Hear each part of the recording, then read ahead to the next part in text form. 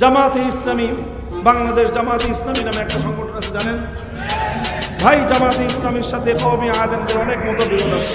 সেই মতবিরোধ জায়গাগুলোতে আপন জায়গায় আমরা আমাদের মতের উপর অটল এবং মজবুত আছি।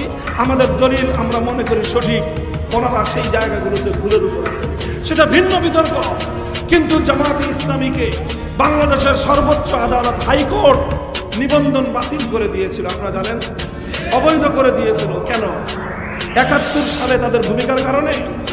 তারা এই ওলামায়ে কেরামের সঙ্গে তাদের মতবিরোধ আছে এই জন্য না, শুধু একটা কারণে জামাতে ইসলামকে হাইকোর্ট তাদের নিবন্ধন বাতিল করার সিদ্ধান্ত দিয়েছিল, শুধু একটা কারণে। সেই কারণ হলো জামাতে ইসলামের সংবিধানে, গঠনতন্ত্রে আল্লাহর সার্বভৌমত্বের কথা বলা হয়েছে, অর্থাৎ বলা হয়েছে আইন চলবে একমাত্র আল্লাহ। এই কথাটা তাদের সংবিধানে থাকবার কারণে বাংলাদেশের হাইকোর্ট বলেছে আমরা এদেশে আইন চালাই, মানুষের আইন, আমরা এদেশে আইন চালাই ব্রিটিশ প্রবর্তিত কুফরি আইন, সুতরাং এদেশে কুফরি আইন চলবে। আল্লাহর আইনের কথা যারা বলবে তারা রাজনীতি করতে পারবে না।